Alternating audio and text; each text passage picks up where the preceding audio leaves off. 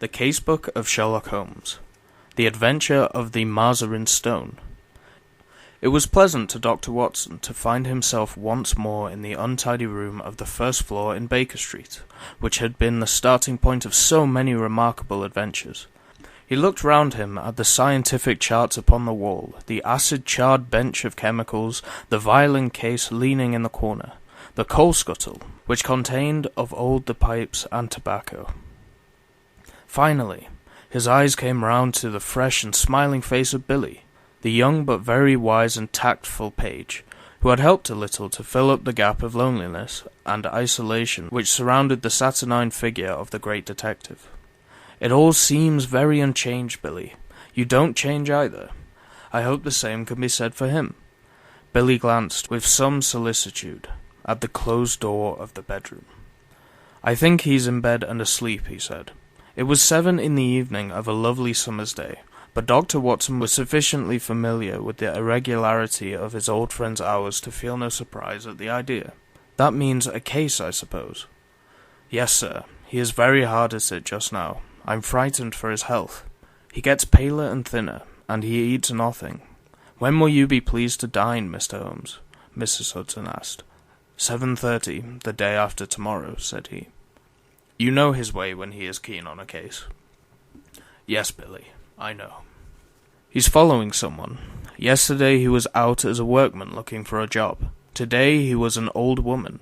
Fairly took me in, he did, and I ought to know his ways by now." Billy pointed with a grin to a very baggy parasol, which leaned against the sofa. "That's part of the old woman's outfit," he said. "But what is it all about, Billy?" Billy sank his voice as one who discusses great secrets of state. "I don't mind telling you, sir, but it should go no further. It's this case of the Crown Diamond." "What, the £100,000 burglary?" "Yes, sir. They must get it back, sir. Why, we had the Prime Minister and the Home Secretary both sitting on that very sofa. Mr. Holmes was very nice to them. He soon put them at ease and promised he would do all he could. Then there is Lord Cantlemere." "Ah, yes, sir, you know what that means." "He's a stiff 'un, sir, if I may say so. I can get along with the Prime Minister, and I've nothing against the Home Secretary, who seemed a civil, obliging sort of man, but I can't stand his lordship. Neither can Mr. Holmes, sir. You see, he don't believe in Mr. Holmes, and he was against employing him. He'd rather he failed." "And Mr. Holmes knows it?" "Mr. Holmes always knows whatever there is to know." "Well, we'll hope he won't fail, and that Lord Cantlemere will be confounded. But I say, Billy, what is that curtain for across the window? Mr. Holmes had it put up there 3 days ago. We've got something funny behind it." Billy advanced and drew away the drapery which screened the alcove of the bow window. Dr. Watson could not restrain a cry of amazement. There was a facsimile of his old friend, dressing gown and all, the face turned 3/4 towards the windows and downwards, as though reading an invisible book, while the book was sunk deep in an armchair. Billy detached the head and held it in the air. "We put it at different angles, so that it may seem more lifelike. I wouldn't dare touch it if the blind were not down, but when it's up you can see this from across the way. We used something of the sort once before." "Before my time," said Billy. He drew the window curtains apart and looked out into the street. "There are folks who watch us from over yonder. I can see a fellow now at the window. Have a look for yourself." Watson had taken a step forward when the bedroom door opened, and the long, thin form of Holmes emerged, his face pale and drawn, but his step and bearing as active as ever. With a single spring he was at the window, and had drawn the blind once more. "That will do, Billy," said he.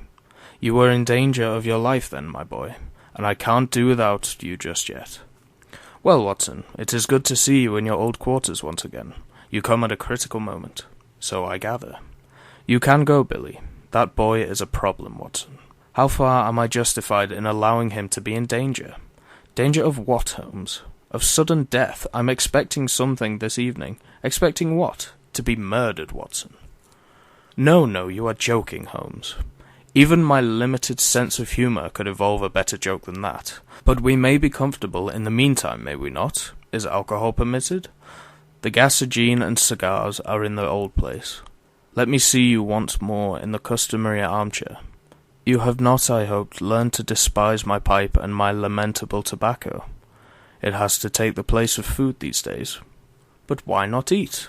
Because the faculties become refined when you starve them. Why surely, as a doctor, my dear Watson, you must admit that what your digestion gains in the way of blood supply, it's so much lost to the brain. I am a brain, Watson. The rest of me is a mere appendix. Therefore it is the brain I must consider. But this danger, Holmes. Ah yes, in case it should come off, it would perhaps be as well that you should burden your memory with the name and address of the murderer. You can give it to Scotland Yard, with my love and a parting blessing. Silvius is the name, Count Negretto Silvius. Write it down, man, write it down. 136 Moorside Gardens, Northwest. Got it? Watson's honest face was twitching with anxiety.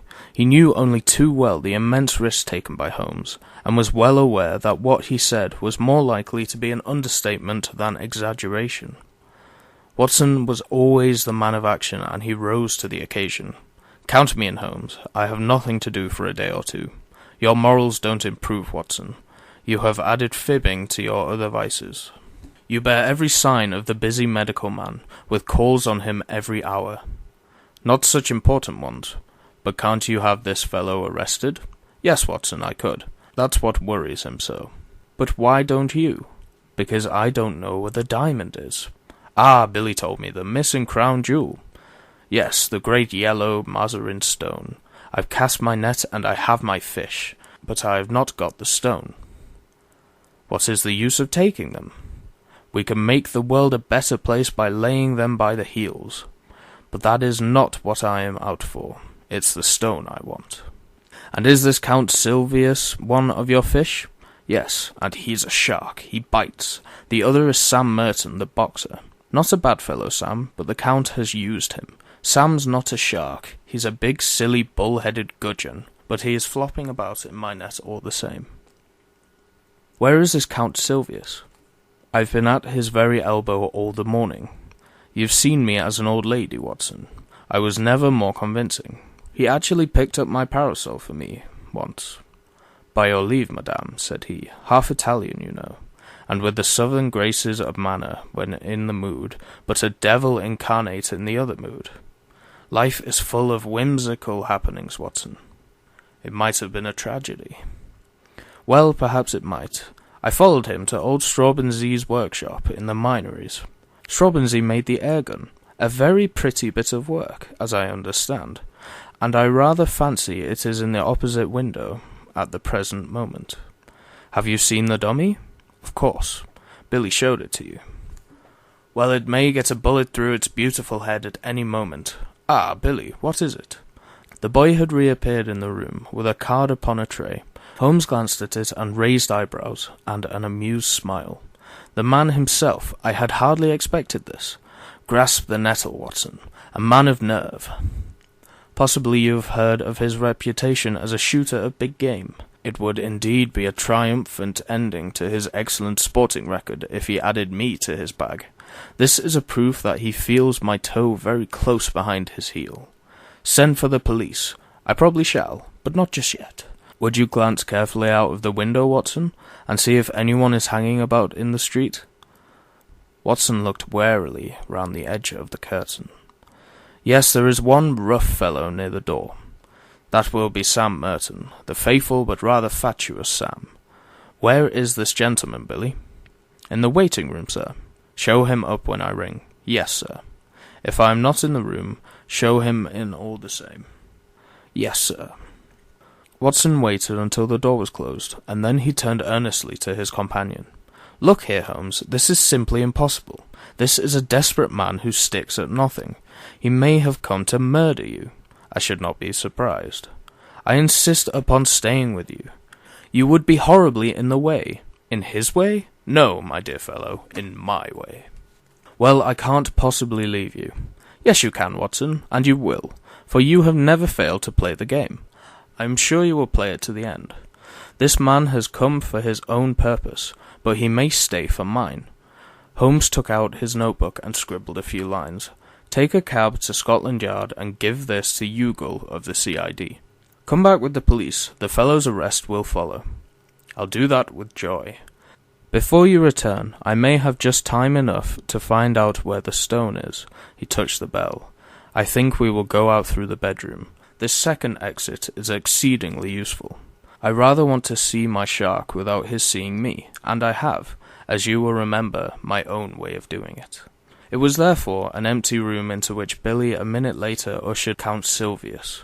The famous game shot, sportsman, and man about town was a big, swarthy fellow, with a formidable dark moustache, shading a cruel, thin-lipped mouth, and surmounted by a long curved nose, like the beak of an eagle. He was well dressed, but his brilliant necktie, shining pin, and glittering rings were flamboyant in their effect. As the door closed behind him, he looked round him with fierce, startled eyes, like one who suspects a trap at every turn. Then he gave a violent start as he saw the impassive head and the collar of the dressing-gown which projected above the armchair in the window. At first his expression was one of pure amazement. Then the light of a horrible hope gleamed in his dark, murderous eyes. He took one more glance round to see that there was no witnesses, and then, on tiptoe, his thick stick half raised, he approached the silent figure. He was crouching for his final spring and blow, when a cool, sardonic voice greeted him from the open bedroom door. "Don't break it, Count! Don't break it!" The assassin staggered back, amazement in his convulsed face. For an instant he raised his loaded cane once more, as if he would turn his violence from the effigy to the original. But there was something in that steady grey eye and mocking smile which caused his hand to sink to his side. "It's a pretty little thing," said Holmes, advancing towards the image. "Tavernier, the French modeller, made it. He is as good at waxworks as your friend Strawmanzet is at airguns." "Airguns, sir? What do you mean?" "Put your hat and stick on the side table. Thank you. Pray take a seat. Would you care to put your revolver out also?" "Oh, very good, if you prefer to sit upon it." "Your visit is really most opportune, for I wanted badly to have a few minutes to chat with you." The Count scowled with heavy, threatening eyebrows. "I too wish to have some words with you, Holmes. That is why I am here. I won't deny that I intended to assault you just now." Holmes swung his leg on the edge of the table. "I rather gathered that you had some idea of the sort in your head," said he. "But why these personal attentions?" "Because you have gone out of your way to annoy me. Because you have put your creatures upon my track." "My creatures, I assure you, no. Nonsense. I have had them followed. Two can play at that game, Holmes."